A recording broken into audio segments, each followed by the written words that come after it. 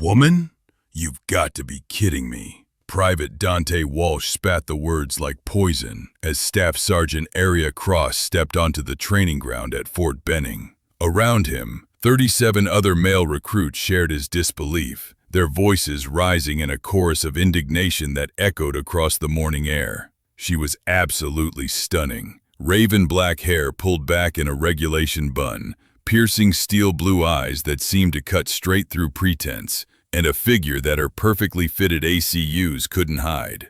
At 29, she possessed the kind of beauty that belonged on magazine covers, not on a military training ground breaking in raw recruits. "This is some diversity bullshit," muttered Private Nick Lawson from the back ranks. "They're putting our lives in the hands of someone who probably can't even do a proper push-up." Aria heard every word. She'd been hearing variations of the same theme for the past 8 years, ever since she'd first enlisted and proved that assumptions could be deadlier than enemy fire. But these recruits didn't know that the woman they were dismissing had earned her stripes in the mountains of Afghanistan, leading men through hellfire and coming out the other side with commendations that most soldiers only dreamed of. "Listen up, ladies." Her voice cracked like a whip across the formation, instantly silencing the murmurs. "I know what you're thinking, I know what you're seeing, and I know exactly how this morning is going to go." She stepped closer to Walsh, her steel blue eyes locking onto his with laser intensity. "Some of you think having a female drill instructor is a joke, that maybe the Army's gone soft, trying to be politically correct." Walsh smirked, his confidence bolstered by the snickers of his fellow recruits.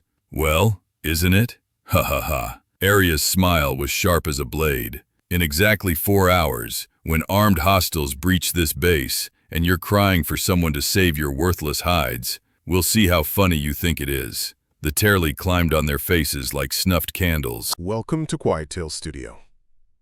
Before we continue this story of steel, courage, and deadly assumptions, tell us in the comments where you're watching from today. And if you believe stories like this deserve to be heard, hit that subscribe button.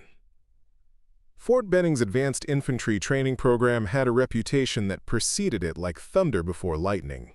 Only the top 10% of basic training graduates earned placement in the elite course that would determine who became leaders and who remained followers for the rest of their military careers.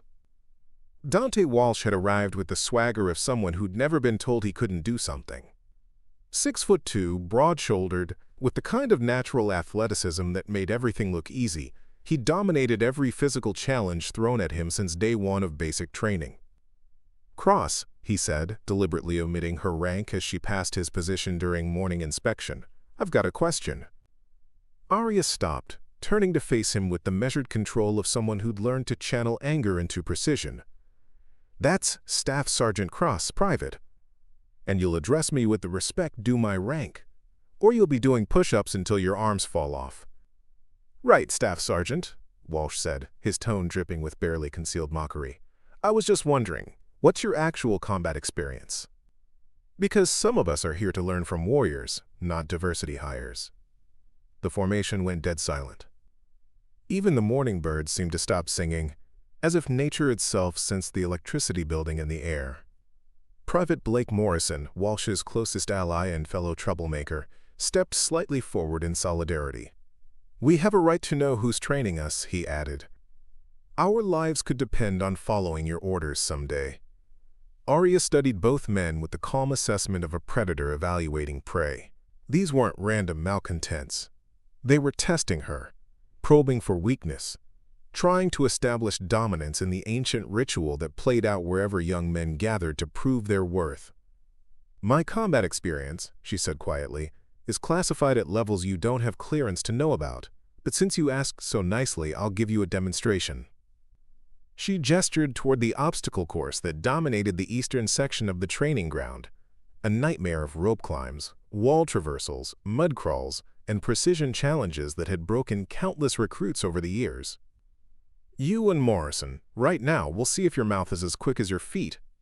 Walsh's grin widened. This was exactly what he'd been hoping for. A chance to humiliate the drill instructor in front of the entire formation and establish his dominance once and for all. "What are the stakes?" he asked. "When you lose," Aria said, "you apologize to this formation for disrespecting your drill instructor. When I win, you shut your mouth and follow orders without question for the remainder of this training cycle. And when we win, Morrison asked, his confidence matching his friend's. Aria's smile could have cut glass. That's not going to happen. The obstacle course challenge began 15 minutes later, with the entire formation gathered as witnesses. Colonel Chris Marvin had arrived to observe, drawn by reports of unusual tension between the new drill instructor and her recruits. This could go badly, he murmured to Major Keith Reynolds, who stood beside him with obvious concern. Cross requested this assignment specifically, Reynolds replied. She insisted she could handle the resistance. Handle it or prove a point. With her, sometimes there's no difference. The course began with a 40-foot rope climb, raw upper body strength and technique combined. Walsh attacked it with brute force, his athletic ability carrying him upward with impressive speed. Morrison followed close behind, his smaller frame compensated by surprising agility. Aria approached the rope with different methodology entirely. Her ascent was fluid, economical, each movement perfectly calculated to conserve energy while maintaining steady progress. She reached the top 3 seconds before Walsh, tagged the bell, and began her descent while he was still struggling with his technique.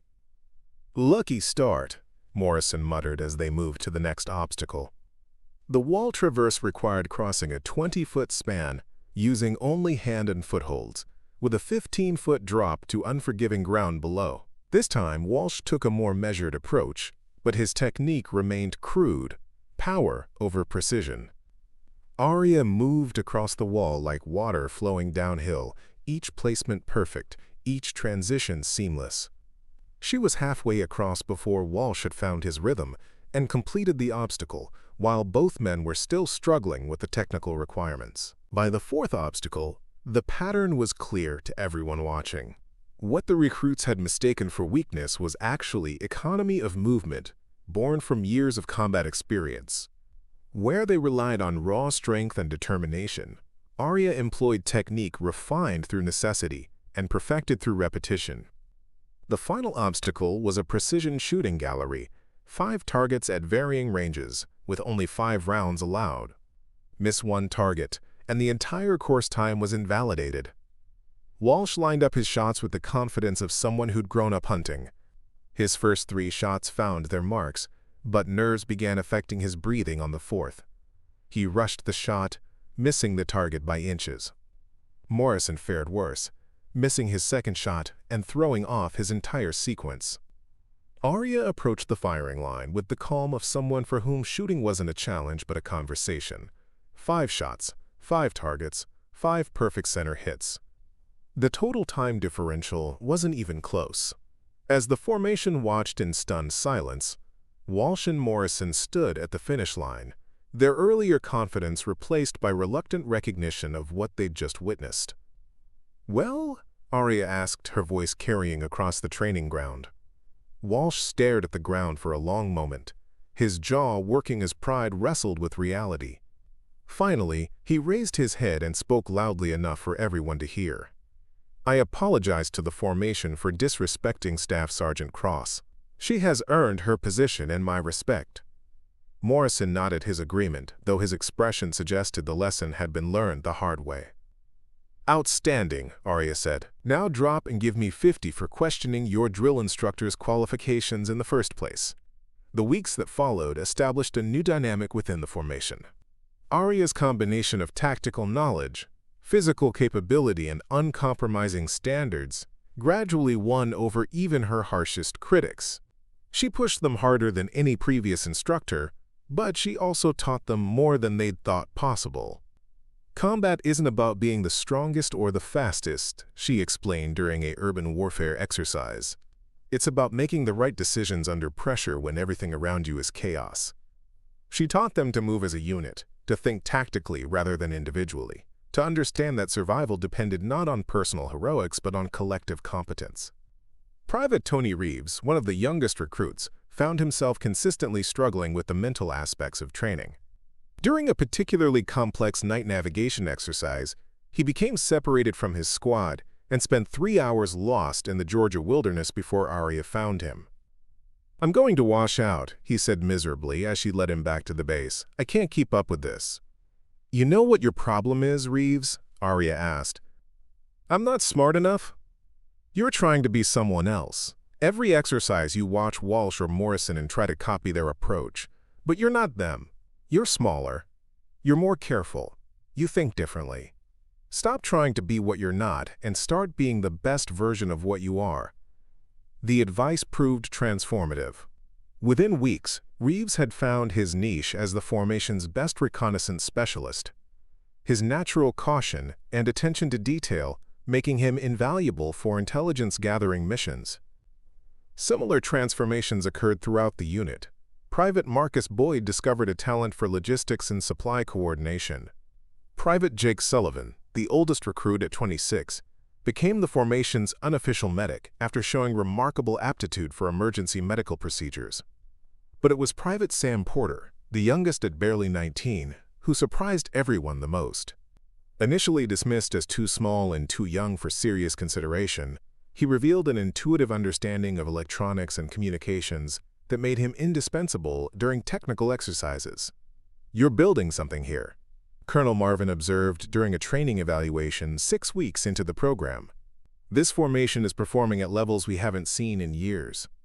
"They're good soldiers," Aria replied. "They just needed someone to show them how to use their strengths instead of fighting against their weaknesses." "And the resistance you encountered initially?" "Resistance is natural, disrespect is learned behavior. Once they understood the difference, everything else fell into place." The attack came at 03:47 hours on a Tuesday morning, when the base was at its most vulnerable. Intelligence failures had allowed a terrorist cell to infiltrate the outer perimeter. Their goal simple and devastating: capture or kill high-value training personnel and demonstrate American military vulnerability on domestic soil. Aria was awakened by the sound of distant explosions and the wail of emergency alarms. Years of combat experience kicked in immediately, her mind shifting from sleep to full tactical awareness in seconds. The barracks housing her recruits was located in the base's eastern sector, relatively isolated from the main command facilities but dangerously exposed to attack from the perimeter fence. As she grabbed her weapon and body armor, Aria realized that her 38 recruits, barely 2 months into advanced training, were about to face their first real combat situation. "Listen up," she shouted, as the recruits scrambled from their bunks in various states of confusion and panic. "This is not a drill. The base is under attack. Hostile forces have breached the perimeter." Walsh appeared at her shoulder, his earlier antagonism forgotten in the face of genuine crisis. "Orders, Staff Sergeant?" "Form up in squads as trained, full gear, weapons ready. We're moving to the armory to establish a defensive position until relief arrives." "What about evacuation?" Morrison asked, his voice tight with adrenaline. "There is no evacuation. The hostiles are between us and the main base. We hold position and protect each other until the cavalry arrives." The next 30 minutes became a masterclass in small unit tactics under fire. Aria led her recruits through a series of bounded movements, using building cover and communication protocols to avoid the roving teams of attackers who had infiltrated the base. When they encountered their first hostile contact, 3 armed men attempting to breach the armory, it was Private Porter who spotted them first, using his technical knowledge to detect their radio signatures before they became visually apparent. "Contact front, 3 hostiles, approximately 50 meters, quote," he reported with surprising calm.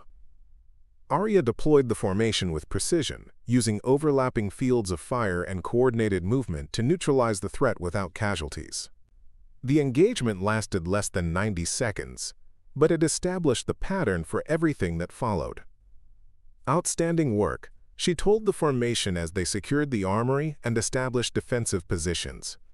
"You just proved that training matters more than experience when the training is good enough." The siege of the armory lasted 4 hours. Wave after wave of attackers attempted to breach their position, drawn by intelligence reports that high-value personnel were trapped inside. Each assault was met by increasingly sophisticated defensive tactics as the recruits applied their training under actual combat conditions.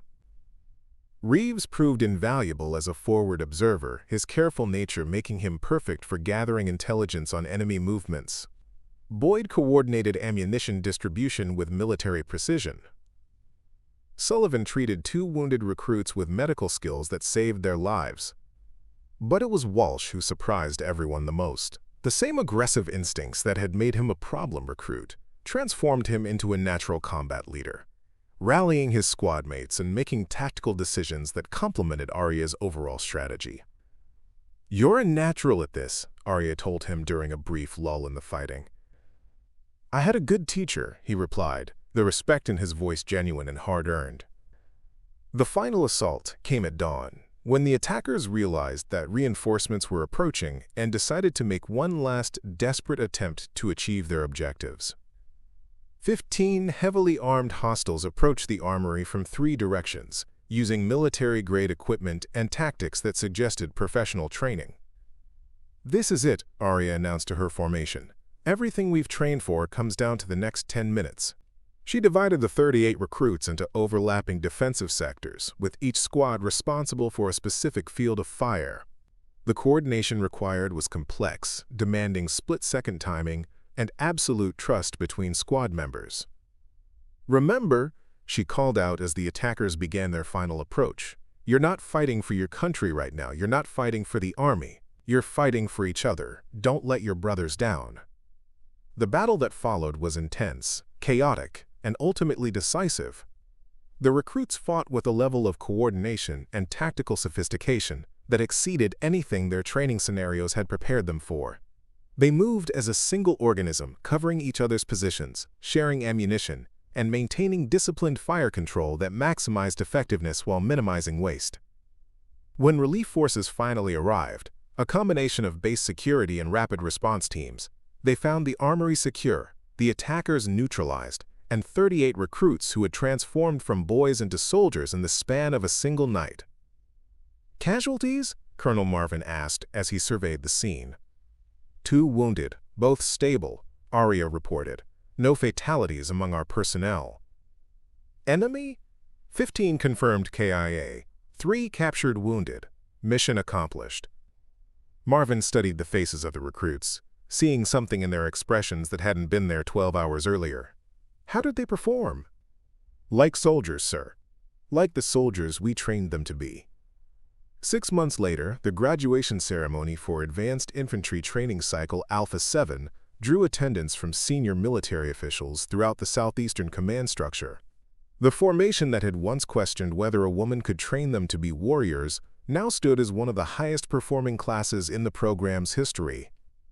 Walsh, now wearing the stripes of a team leader, stood at attention as Aria delivered her final address to the formation. "When you arrived here 8 months ago," she said, "most of you thought you knew what it meant to be a soldier. You thought it was about individual strength, personal courage, or natural ability." She paused, her steel-blue eyes scanning the faces of young men who had become something more than they'd ever imagined possible. "What you learned is that being a soldier is about something much harder and much more important. It's about trust. It's about putting the mission and your team ahead of your own ego. It's about performing when everything is on the line and failure means people die." Private Porter, now wearing specialist stripes and assignment orders for a communications unit, stood straighter as she continued. "Some of you questioned whether I belonged here, whether a woman could teach you what you needed to know to survive in combat. But the question was never whether I belonged here. The question was whether you could set aside your assumptions long enough to learn what I had to teach." She stepped back and saluted the formation with military precision.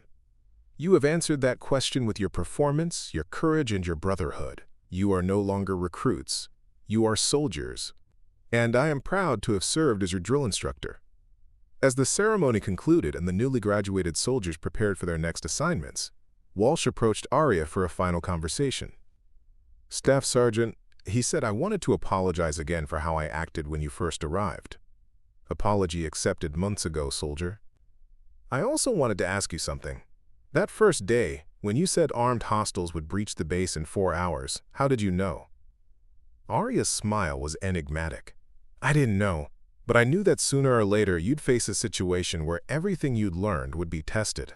My job was to make sure you were ready when that moment came. And if the attack hadn't happened, then you would have been ready for the next test, and the one after that. Being a soldier isn't about one moment of courage. It's about being prepared for every moment that matters. As Walsh walked away to join his new unit, Aria reflected on the transformation she'd witnessed. 38 young men had arrived as individuals focused on proving their personal worth. They were leaving as a team that understood that true strength came from collective competence and mutual trust. The beauty that had once made them question her capability had never changed, but their ability to see past surface assumptions to recognize genuine leadership had evolved completely. Sometimes the most important battles aren't fought against external enemies. Sometimes they're fought against the limitations we place on ourselves and others based on what we think we know. And sometimes, when those battles are won, everyone emerges stronger than they ever thought possible. Sometimes the greatest leaders are the ones who look least like what we expect. Sometimes strength comes in forms we don't recognize until we're forced to depend on it. And sometimes the most important lesson isn't about following orders. It's about learning to trust someone who's earned the right to give them. At Quiet Tales Studio, we believe that courage comes in many forms, and the strongest warriors are often those who had to prove themselves against impossible odds. Have you ever been surprised by someone's hidden strength? Share your story in the comments below. And remember, never judge a soldier by their appearance. Judge them by their actions when everything is on the line. Thanks for watching. Hit that subscribe button for more stories about unexpected heroes and hard-earned respect. We'll see you in the next one.